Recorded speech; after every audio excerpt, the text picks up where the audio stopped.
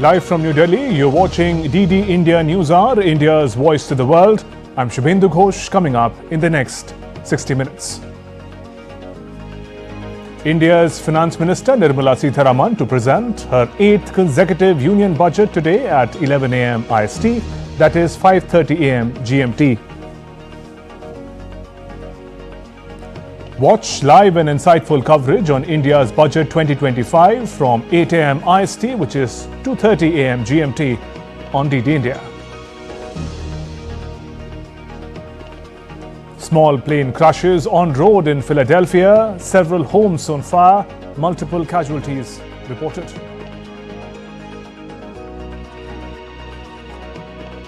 Hamas and Israel to conduct their next swap of the Gaza ceasefire on Saturday, with 3 Israeli hostages said to be freed in return of 183 prisoners. US President Trump to impose tariffs on Canada, Mexico and China with immediate effect, yet to take call on oil imports.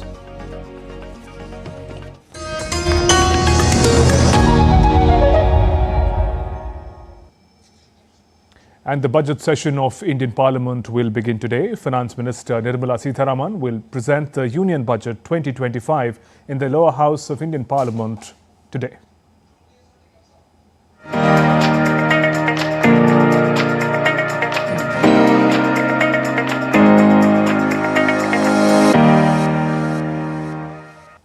India is all set to unveil its financial roadmap for the upcoming fiscal, with Finance Minister Nirmala Sitharaman scheduled to present the Union Budget 2025-26.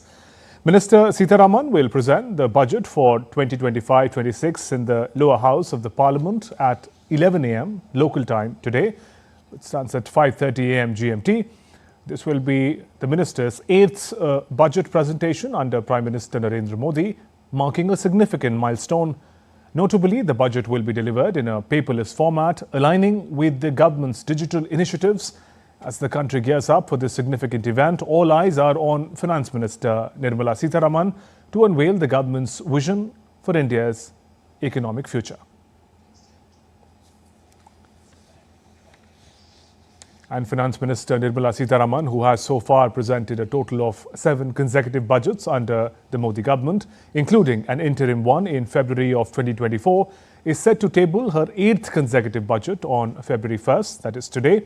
In 2020, Nirmala Sitharaman created unique record for delivering the longest budget speech as the Finance Minister in the Parliament, and on Saturday, the Minister will create history for presenting the 8th consecutive Union Budget. Tripti Tripathi gets us more.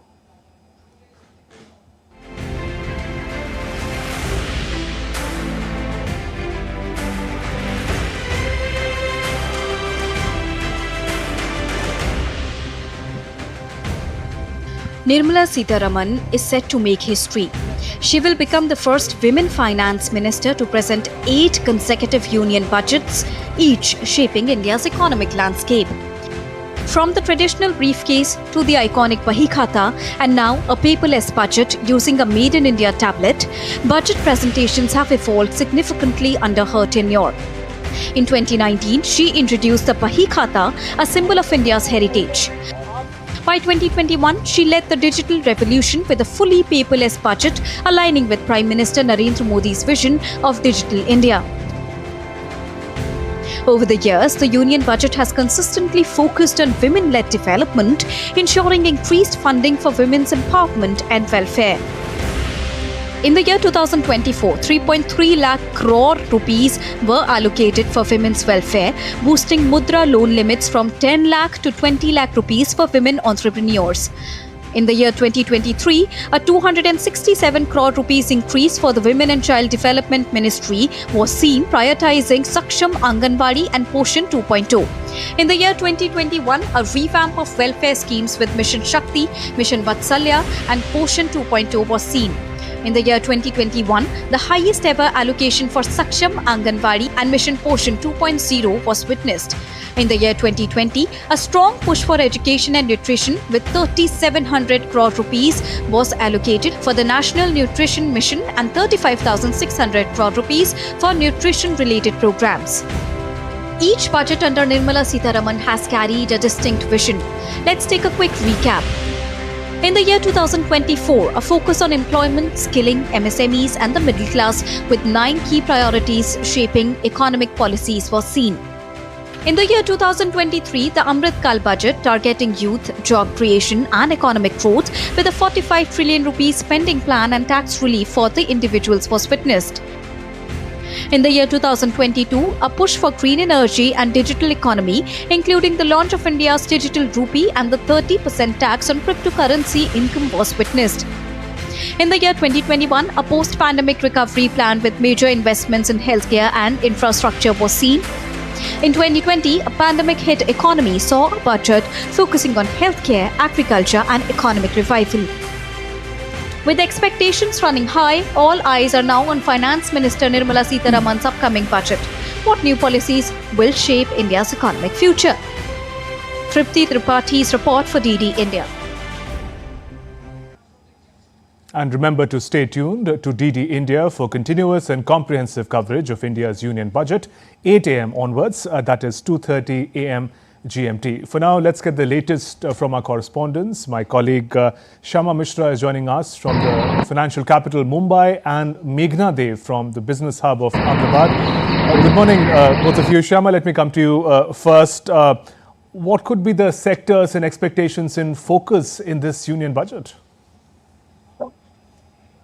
Good morning, Shubhendu, and happy budget day. Obviously, there are so many sectors which are expecting a lot of focus from the finance minister, and as you've mentioned that this is the 8th budget that will be presented by finance minister. Obviously, some of the emerging sectors are likely to get special attention. While we are talking about the special sectors, let's start with what everybody is actually expecting, and right from the person who gets into the bracket of tax bracket to the person who's super rich, everybody expects that there could be some taxation ease for them, and the tax brackets could be made according to them. So that is one expectation from Mumbai. Let's talk about the sectors. Let's talk about the industry. Space sector or the maritime sector, these are the emerging sectors and which require special attention both from the private sector as well as the government sector. But obviously now we are seeing that the union budget is being presented, and all eyes, including the startups related to these fields, are expecting some kind of policy changes, some kind of better policies or funding coming out from the ministry, coming out from the government. The space sector, as you all know, has immense potential, and as we are talking about India moving towards becoming a developed nation by 2047, it is very important that India becomes self-reliant, and not just self-reliant but also provider to the world. So space area is one particular area which is going to get special attention, be it PLI schemes or other fundings. This will be in focus. Apart from that, maritime sector, as I've also mentioned earlier. So maritime sector also, India has a vast coastline, and this particular sector has also tremendous potential. So like how we saw the Sagarmala project, similar projects could also be coming in, similar policies could also be coming in. Right, Shama. Let me go across to Meghna, who's joining us from Ahmedabad. Meghna, what are smaller businesses, small, medium businesses, which are at the heart of India's economy, as the economic survey yesterday talked about? What are they expecting, and what are the expectations of other stakeholders? Known for its entrepreneurial spirit, innovation, and obviously in different sectors there are micro, small, medium enterprises here working in Gujarat. We have been speaking to them in the last few days, and obviously what the bottom line is that they are expecting incentivization, they're expecting optimization of taxes, they're also expecting some more hand holding from the government. Besides that, also we know that these are the sectors, MSME is the sector which is contributing to about 45% of the manufacturing sector and around 40% of the exports. So this sector becomes extremely crucial and important, and is looking forward to what the union budget has to offer them, specifically in terms of when last year also there was, there were announcements regarding the MSME sector, but this time around, when they're also expecting that there should be some more hand-holding in terms of financing as well. So this is something to look forward to. Besides that, also Gujarat, for that matter, the major projects, if we talk about, Shubhendu, is the bullet train project. There are semiconductor companies setting up their final assembly lines here, big companies like Micron. We have other companies here in Gujarat, but besides that, the major businesses, when we're talking about South Gujarat, are the diamond business, which is looking up to what will be offered to the gems and jewelry sector. So as we are talking about lab-grown diamonds, recently, so this is something that what is there in the budget for the gems and jewelry sector is also something that people would be waiting to hear, besides the semiconductor sector. One very important aspect that we've come to know from specifically the youngsters is that there should be more funds allocated to research and development. Now, this is a voice that we have been hearing in the past few days, constantly talking to students in different universities, is that more funds should be allocated to research and development, and besides that, promoting incubation centers, so that the youngsters who are working in the innovation sector, the youngsters who are working for startups, are able to know also about the incubation centers, incubation initiatives, and also tap their or probably join those incubation centers so that their startups can probably yield some results. Besides that, another important aspect also here is the pharma industry. So this is one of the industry, the chemical industry, the pharma industry here is also an important sector. There has been also talks about how the government is going to take forward the telemedicine sector.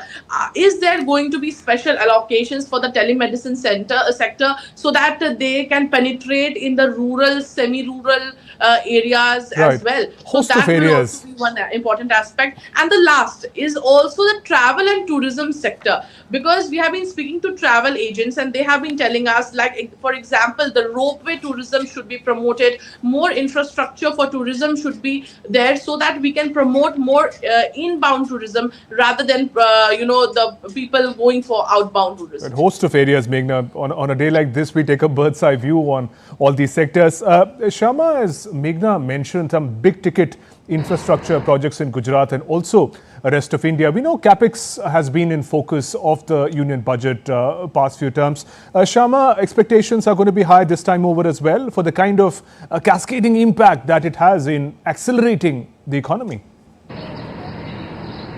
Well, definitely. That is something where, everybody puts their eye what kind of capital expenditure is going to be announced in this year's budget, because as you've mentioned that it has a cascading effect, and if we are talking about Mumbai alone, there have been so many major infrastructure projects, and if you're talking about coastal road projects or Atal Setu now, which has been of 1 year. Last year in Jan, Prime Minister Narendra Modi had inaugurated the largest sea bridge in India. So that is also there. It generates income, it gives livelihoods to so many people, and likewise there are so many infrastructure projects including the metro, road, rail. All these projects are going to be in focus, especially when there's a double engine government here in Maharashtra. So in centre and in Maharashtra there are both similar governments, and that is why there is a big push to infrastructure projects which is being announced, which is being on fast track, which is being on war foot, and that is giving ease of commuting to people. It is also giving, as I mentioned, it's generating employment to so many people, and as we are talking about the ease of commuting, it brings down the cost of traveling. It brings down the outlet of the carbon dioxide emission, giving a better chance to environment. And by environment, let's also talk about the sustainability is also going to be in focus. And as we are speaking about sustainability, so green and new renewable energy sources are something that this government is really looking at, and it's very keen on investing and also inviting the private players to invest more into this, because we are moving towards net zero, and that's our aim, that by 2070 we are going to be a net zero. So for that, obviously we need to have a transition from the conventional sources of energy to the new and renewable sources, and if that has to happen, there has to be funding, there has to be proper investment, and also there has to be technology. So technology is also something which India would want for now to get it from outside, and then later on to have our own technology, because as I've mentioned earlier, India wants to become self-reliant and also a developed nation. So having everything of our own would be a key area, and that's what the union budget would be, giving a fillip to this particular direction. And the entire as I've mentioned, that private sector players are also very keen. Once the government comes into action, they are also wanting to come and put their own money, because they know that this particular project or this particular area is backed by government, and that kind of confidence comes in the industry players. And Shyama, also a quick update, given that you're in Mumbai, stock markets traditionally remain shut on Saturday, but we learned that on a day as important as this, stock markets are going to be open. What is the significance? Well, yes, it's every time it's seen that whenever a budget comes out, the direct impact becomes on the share market, and there's also saying that, whether or not a budget is good, you should see the share markets reacting. So yes, share markets were closed earlier because it's a Saturday, but now there's an announcement that both NSE and BSE would remain open for people to, invest, and as and when the announcement happens of particular sectors, the stocks related or the companies related to those sectors would be giving reaction to it, and similarly people who would be keen on investing, say it long term or short term, could be, can have an opportunity to invest in share markets. Right. Meghna, let me come to you.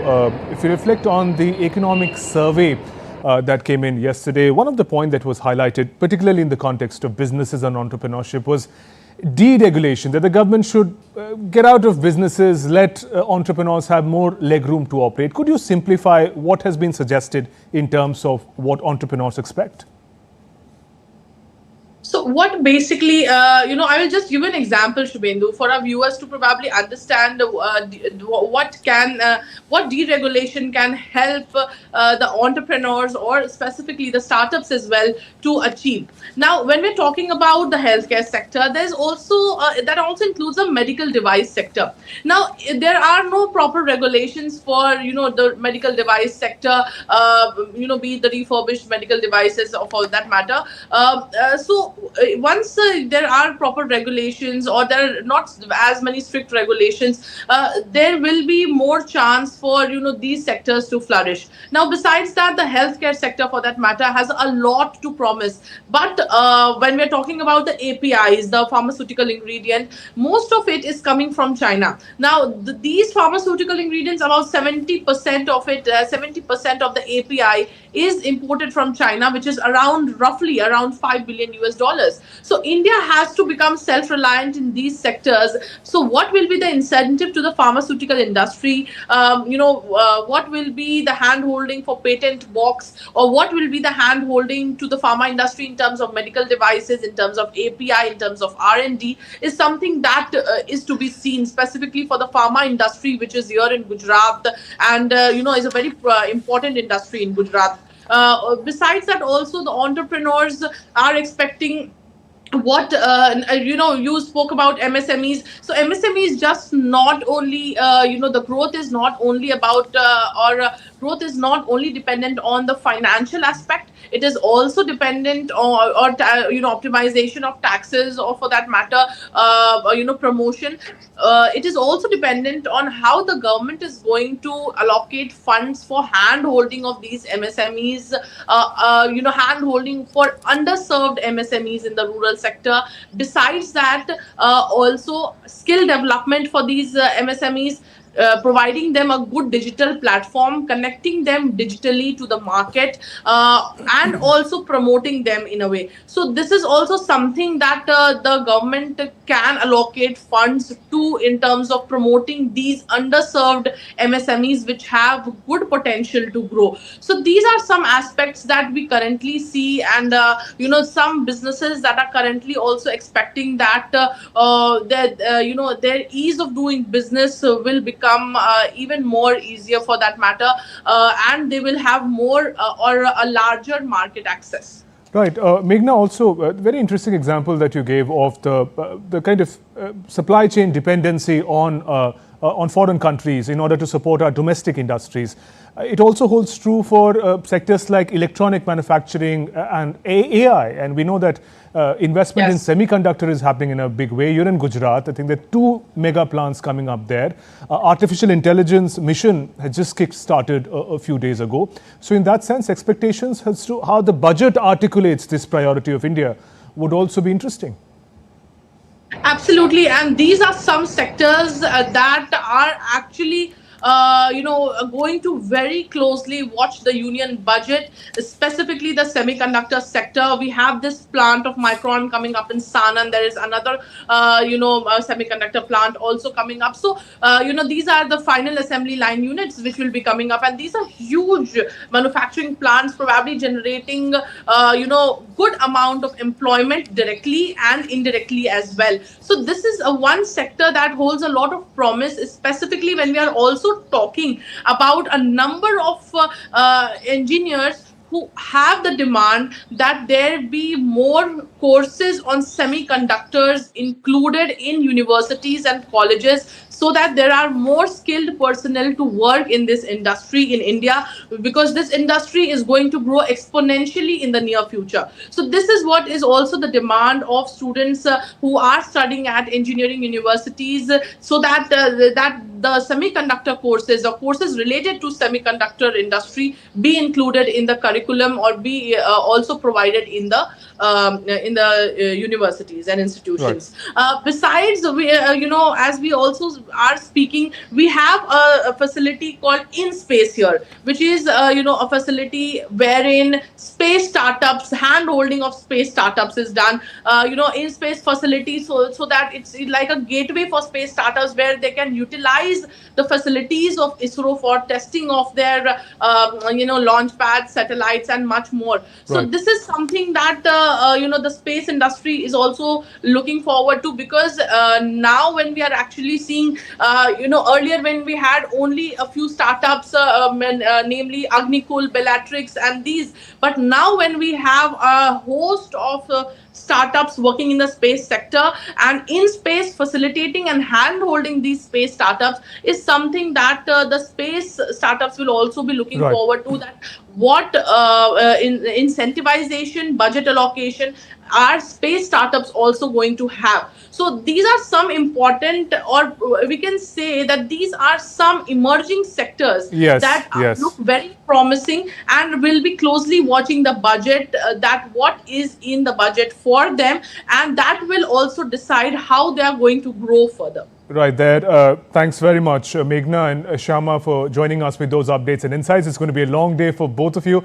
We'll keep coming back for more. Thank you. And as India is gearing up for Budget 2025, Indian industry has high expectations for policy support, fiscal incentives, structural reforms to drive economic growth and resilience. My colleague Shyama Mishra gets us more from Mumbai.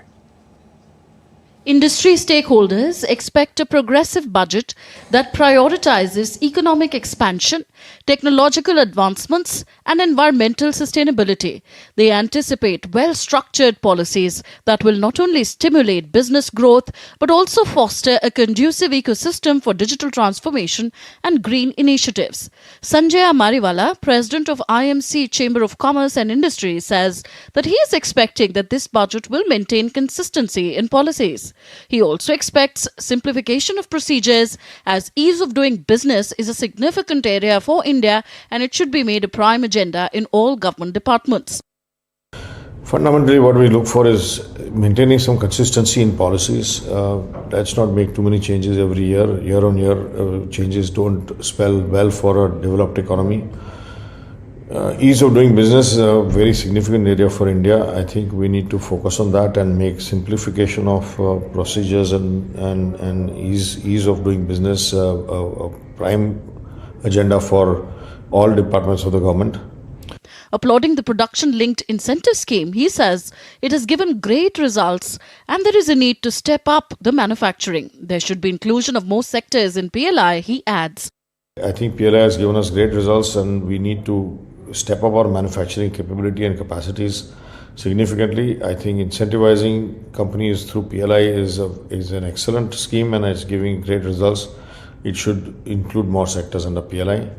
Anant Goenka, Senior Vice President of FICCI, says boosting domestic consumption and addressing inflationary pressures is a key area that demands attention in this budget.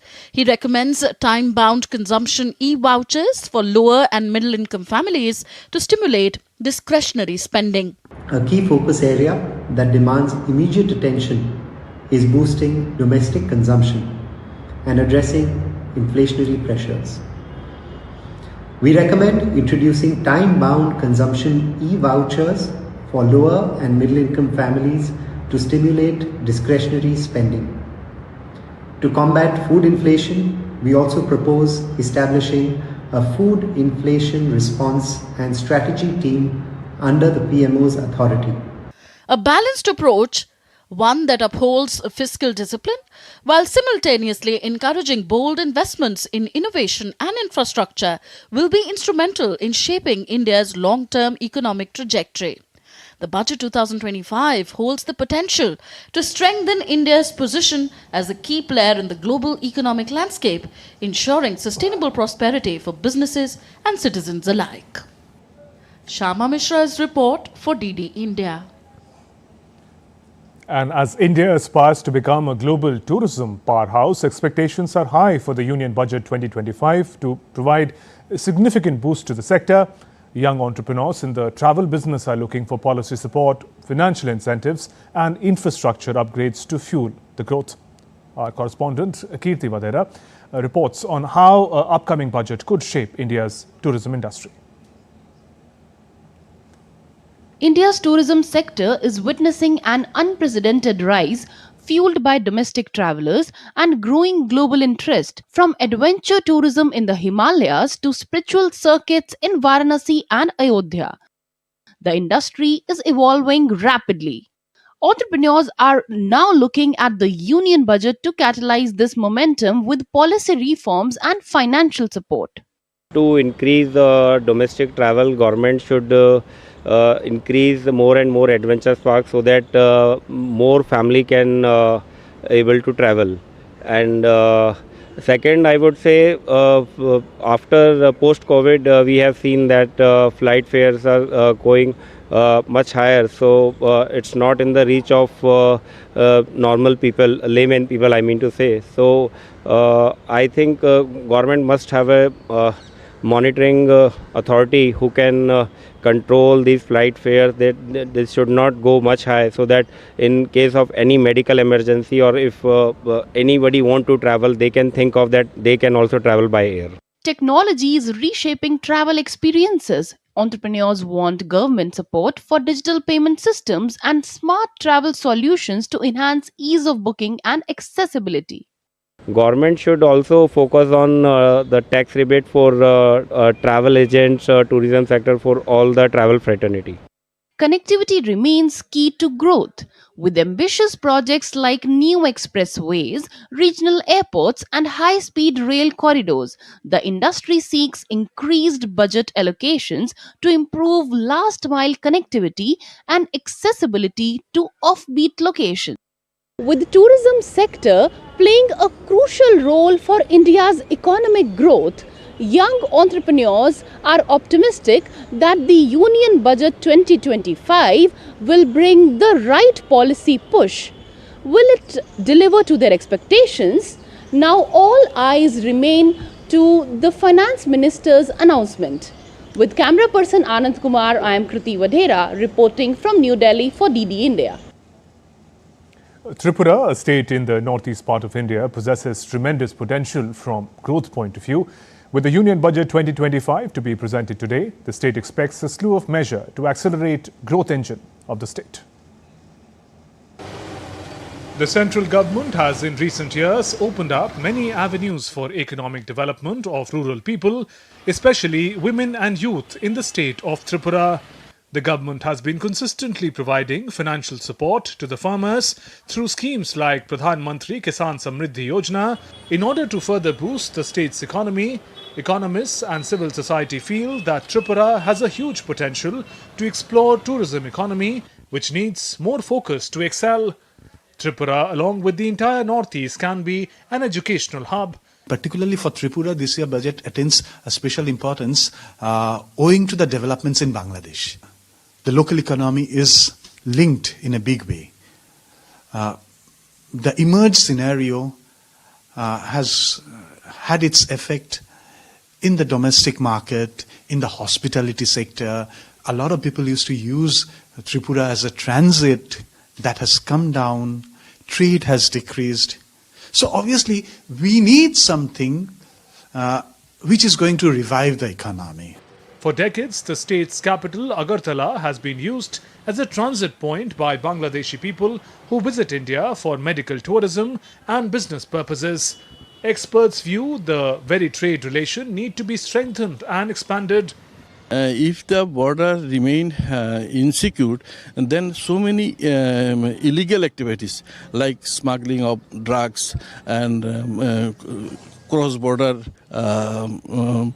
criminal activities, infiltration, this must be stopped because these otherwise affecting our Indian societies. With the government's Act East policy, Tripura and the entire northeast is heading on the path of development.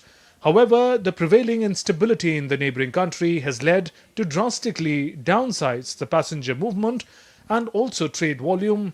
In order to overcome the losses and give the much needed economic fillip, people in Tripura are expecting for SOPs for the state in the Union Budget 2025. The uncertainties in the neighbouring Bangladesh has become a cause of concern for the people of Tripura.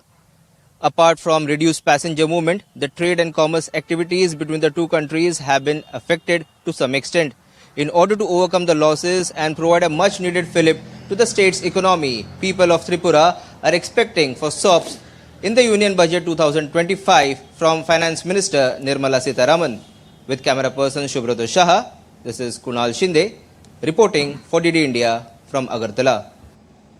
India's Chief Economic Advisor, Dr. V. Anant Nageshwaran, in an exclusive conversation with DD India's Ajay Mishra, has said India's GDP growth being projected in the economic survey below 7% is just a recognition of global reality and does not reflect the concerns or worries at home. He said global investment flows and global export and trade flows are going to be more challenging in the coming years. He added India still remains a fast-growing economy among the world's largest economies. It's not because of some concerns that I have about India's GDP growth that I'm projecting a number below 7%. It is just a recognition of global reality, and global investment flows and global export and trade flows are going to be more challenging in the coming years. This is just a recognition of that, and India still remains a fast-growing economy among the world's largest economies, and that I think there's no change there. So these forecasts do not necessarily reflect concerns or worries, but they are a reflection of the global reality today. The Chief Economic Advisor exuded confidence that India's exports of goods and services are expected to cross $800 billion by the course of this financial year itself. India has done well. I mean, in the last decade, our merchandise export growth was in the region of between $280 to $300 billion per year. Now we are heading towards $450 billion, and services will be about another 300. So probably in the course of this financial year itself, we may cross $800 billion of total exports of goods and services. So things are happening, but I think we can do more. And whatever good things we have been doing have been paying dividends, and it is time to raise our game to a newer level because In the meantime, the global environment has become that much more difficult. And that is the message from the chapter on external sector.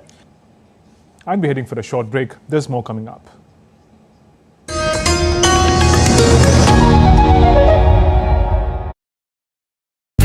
हमारा desert आ गया पर हमारी champion नहीं आई अब तक। Bill भरने के पहले तो आएगी ना। सो गर्ल्स क्या हो रहा है? बिल हो रहा है। चल अपना कार्ड दे। पिन दे। RBI कहता है अपना पिन, OTP, CVV या इंटरनेट बैंकिंग पासवर्ड किसी को ना दे। ऑनलाइन बैंकिंग सिर्फ अपने ही कंप्यूटर, मोबाइल और सिक्योर नेटवर्क से करें। हाँ, ये खाने की चैंपियनशिप थी क्या?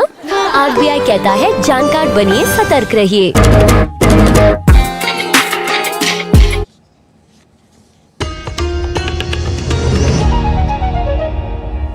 Welcome back. You're watching D-Day India News Hour. I'm Shubhendu Ghosh. Today, India presents the Union Budget 2025. Stay tuned to D-Day India for the continuous and comprehensive coverage of India's Union Budget. It kickstarts 8 a.m. This morning, that is 2:30 a.m. GMT. For now, let's move on to some international stories. Israel and Hamas will carry out their fourth prisoners for captive swap for Gaza ceasefire on Saturday, with Palestinian group set to free 3 Israeli captives in exchange for Palestinian prisoners in Israeli jails. Hamas said on Friday it would free the father of the youngest hostage seized in its October 7, 2023 attack on Israel, and 2 others, including a dual US citizen and a dual French citizen, in the next exchange of Gaza hostages for Palestinian prisoners. In a social media post, Yarden Bibas, Palestinian spokesperson, said Keith Segal and Ofer Calderon will be handed over on Saturday, that is today. Earlier, Hamas freed 3 Israeli and 5 Thai hostages in Gaza, while Israel freed 110 Palestinian prisoners. Meanwhile, the White House applauded the release of 5 Thai and 3 Israeli nationals by Hamas. White House Press Secretary Caroline Levitt said the president remains committed to the release of all remaining hostages.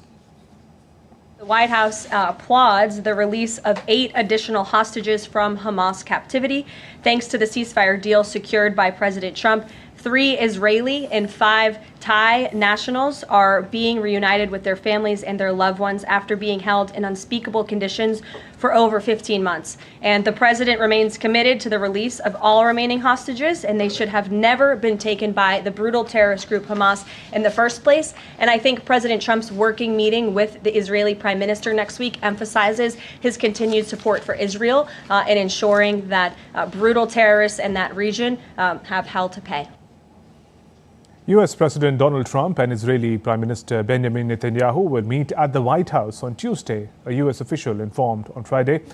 The meeting, confirmed this week by 2 leaders' respective governments, is set to take place amid a fragile 6-week ceasefire that has brought a temporary pause to 15 months of fighting between Israel and the militant group Hamas in Gaza.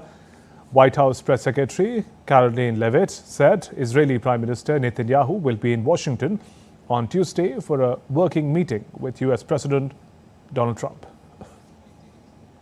I can confirm that Prime Minister Netanyahu will be here on Tuesday, February 4th, for a working meeting and visit with the president. And I'm sure you will all be here, very excited to cover that visit. Moving on, Russian forces launched a missile on Odessa, Ukraine's historic Black Sea port and a UNESCO World Heritage Site, injuring 7 people, damaging buildings. Ukrainian President Volodymyr Zelensky condemned what he called as an absolutely deliberate attack by Russian terrorists, saying it was fortunate that it caused no casualties. The damage to Odessa's historic center has sparked concerns about the preservation of city's cultural heritage. United States President Donald Trump's envoy, Richard Grenell, met Venezuelan President Nicolás Maduro in Caracas to warn the leftist leader Nicolás Maduro to accept the unconditional return of deported Venezuelans or face consequences. The 2 countries have a fraught recent history marked by broken diplomatic relations, sanctions and accusations of criminal activity and coup plotting. US President Trump said his administration aims to straighten out the situation in Venezuela. Speaking at a press conference from the White House's Oval Office, he claimed to have received support from most Venezuelans living in the United States during presidential election and expressed a desire to help them return to their homeland safe and free. We want to do something with Venezuela. I've been a very big opponent of Venezuela and Maduro.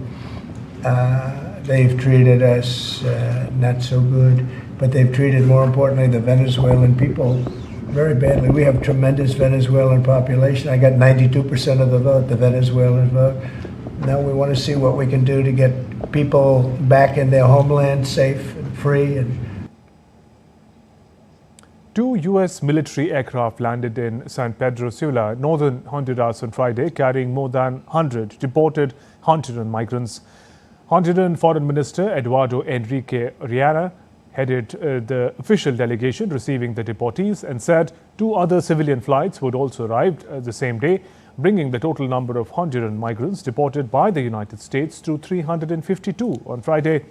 The official said those deported on civilian aircraft are part of the latest deportations by the current administration, while those sent on military aircraft are people captured in Texas and other border points. After days of disruptions, markets in Goma, a major city in Eastern Democratic Republic of Congo, began to reopen on Friday. The M23 rebels had cut off the supply routes during their conflict with the government forces, leading to severe food and fuel shortages in the region. The blockade had a devastating impact on the local economy, causing prices to skyrocket and leaving many residents struggling to access basic necessities. The reopening of markets is expected to bring relief to local population who have been facing severe hardships due to prolonged blockade. However, residents are still facing challenges due to lack of internet and mobile networks. The UN said that the conflict in eastern part of Congo has led to a surge in human rights violations, including bombing of displaced people who are sheltering in camps, summary executions by M23 and reports of gang rape and other sexual violence by Congolese troops. UN official called situation in Goma remains tense and volatile. In Goma, currently the situation remains tense and volatile, with occasional shooting continuing within the city. But I would say that overall, it's calm is gradually restored. Water and electricity have been restored in much of the city, but we continue to grapple with the challenge of unexploded ordnance. That is obviously an obstacle, a very serious obstacle to freedom of movement. Meanwhile, the Southern African Development Community on Friday called for a joint summit with East African Community to address the escalating conflict in Eastern Democratic Republic of Congo, where Rwandan-backed M23 rebels have made significant advances. Meeting in Harare, the 16-member SADC expressed concern over the situation, which has raised fears of a broader regional conflict. The bloc also discussed heavy losses suffered by its combined force tasked with combating insurgents in eastern Congo. The Trump administration is imposing hefty new tariffs of 25% on goods from Mexico and Canada and 10% on imports from China over illegal migrant crossings and the flow of deadly fentanyl starting February 1st. Beyond the three countries, US President Trump told reporters on Friday that tariffs on oil and gas could arrive around February 18. Trump also threatened a 10% duty for Chinese goods on the same day. Similarly, over the drug, he vowed to impose higher duties on steel and aluminum and eventually copper imports. We'll be announcing the tariffs on Canada and Mexico for a number of reasons. Number one is the people that have poured into our country so horribly and so much. Number two are the drugs, fentanyl, and everything else that have come into the country. And number three are the massive subsidies that we're giving to Canada and to Mexico in the form of deficits. And I'll be putting the tariff of 25% on Canada and separately 25% on Mexico. And we will really have to do that because we have very big deficits with those countries. Those tariffs may or may not rise with time. Oil is going to have nothing to do with it as far as I'm concerned. Oil has nothing to do with it. White House spokesperson Caroline Leavitt affirmed on Friday the February 1st imposition of these tariffs. She did not commit to the exemptions on sectors, rejected warnings that this would spark a trade war. Canada, Mexico, and China, which, as I mentioned, President Trump will implement a 10% tariff on China, have all enabled illegal drugs to pour into America. The amount of fentanyl that has been seized at the southern border in the last 2 years alone has the potential to kill tens of millions of Americans. And so the president is intent on doing this, and I think Justin Trudeau would be wise to talk to President Trump directly before pushing outlandish comments like that to the media. Meanwhile, Canadian Prime Minister Justin Trudeau vowed an immediate response if Trump acted, while Mexican President Claudia Sheinbaum said her government was in close contact with Trump's administration. Trump has not specified tools he would use, though analysts suggest he could tap emergency economic powers, which allow the president to regulate imports during a national emergency. Beijing, China, has refurbed claims of its complicity in the deadly fentanyl trade. And on to news just coming in. A small aircraft crashed and sparked a large fire in a built-up neighborhood of Philadelphia on Friday, causing a large fire and triggering a significant emergency response in the United States. The crash sparked a fireball, followed by multiple ground fires in the northeastern part of the city. Philadelphia's Emergency Management Office reported a major incident. It advised the public to avoid the area as roads were closed. Dozens of firefighters and fire trucks responded to the scene near the Roosevelt Open Air Mall, which features a large parking lot and several stores and food outlets. The crash came just 2 days after a passenger jet and a military helicopter collided just off Washington's Reagan National Airport, killing 67 people.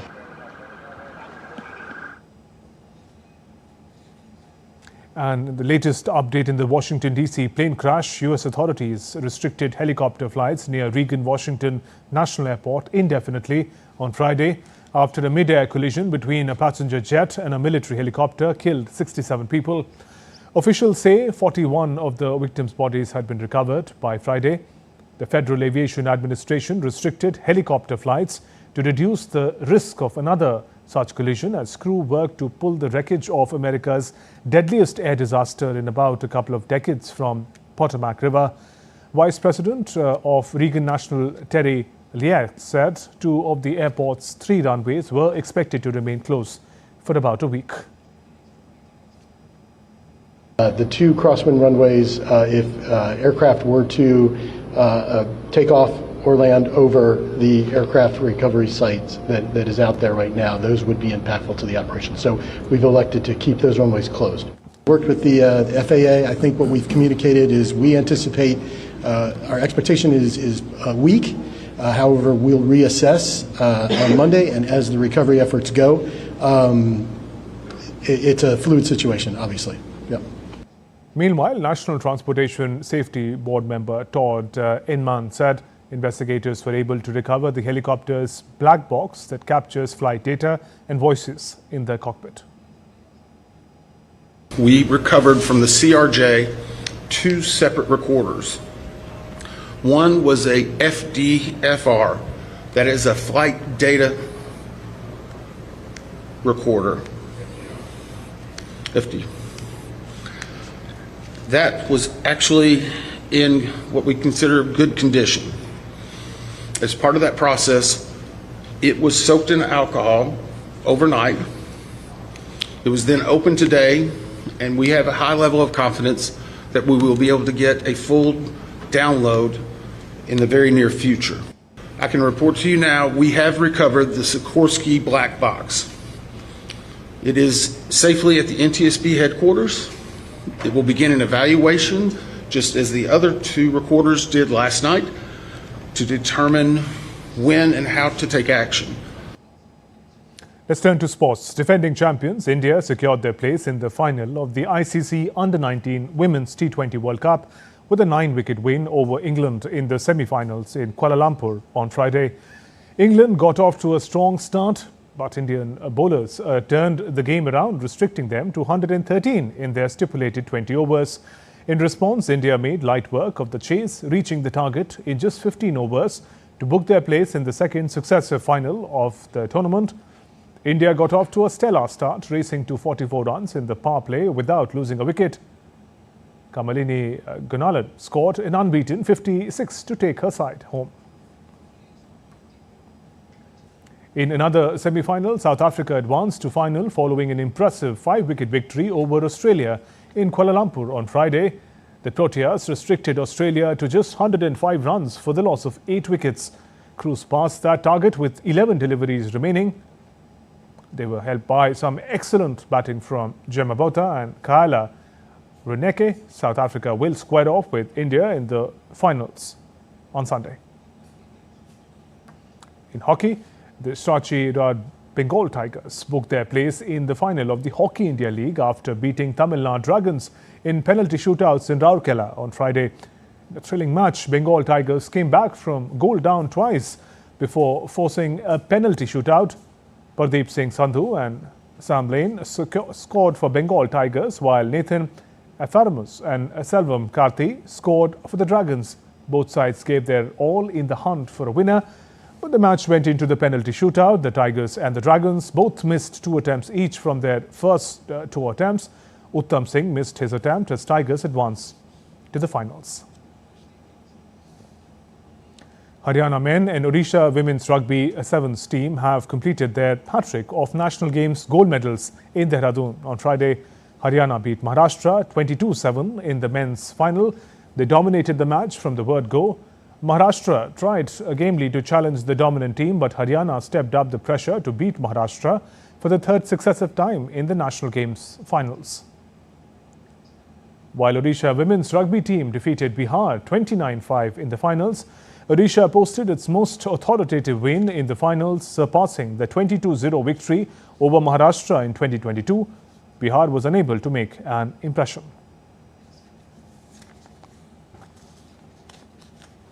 The Maharana Pratap Sports College in Dehradun now boasts a world-class shooting range, a highlight of the National Games.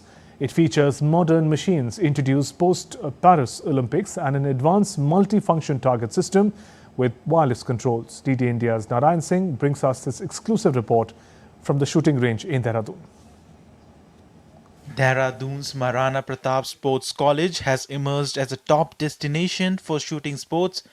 Its state-of-the-art range is a highlight of the National Games, showcasing world-class infrastructure. This is India's 3rd largest in terms of target capacity, following Delhi's Dr. Karni Singh shooting range and MP shooting range in Bhopal.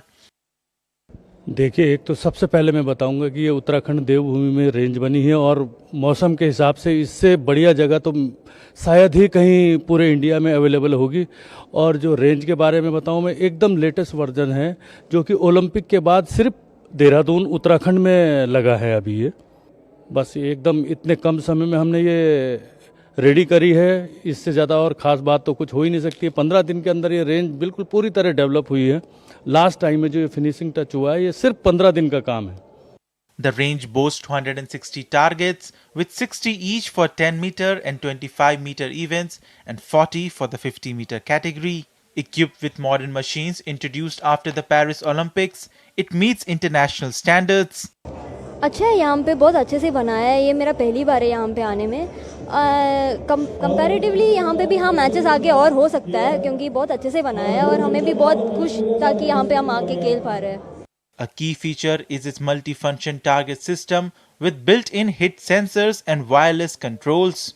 The range offers both indoor and outdoor facilities, ensuring year-round training. Safety is a top priority. With advanced equipment and trained range masters, the venue is also capable of hosting international shooting events, cementing Uttarakhand's position on the global sports map. With this world-class facility, Dehradun is set to become a hub for India's future shooting champions. This shooting range in Dehradun is a testament to government's commitment to develop a world-class infrastructure. It is equipped with latest technology and it has mesmerized all the shooters who are participating here at the National Games in Dehradun. With camera person Manmohan, Narayan Singh, DD India, Dehradun. And remember to stay tuned to DD India for the comprehensive coverage of India's union budget. Finance Minister presents the union budget at 11 a.m. this morning. Our special coverage begins in just a few minutes at 8 a.m. That's all for this edition of DD India News Hour. Let us know your thoughts on the news of the day. For those on the go, you can get all the latest news and updates from India and across the world on DD India mobile app. It's there on Android and iOS platforms. Scan the QR code on the screen to download now. We'll be back with more news as it breaks here on DD India. I'm Shubhendu Ghosh from all of us here in Delhi. Thanks for watching DD India News Hour. Namaskar.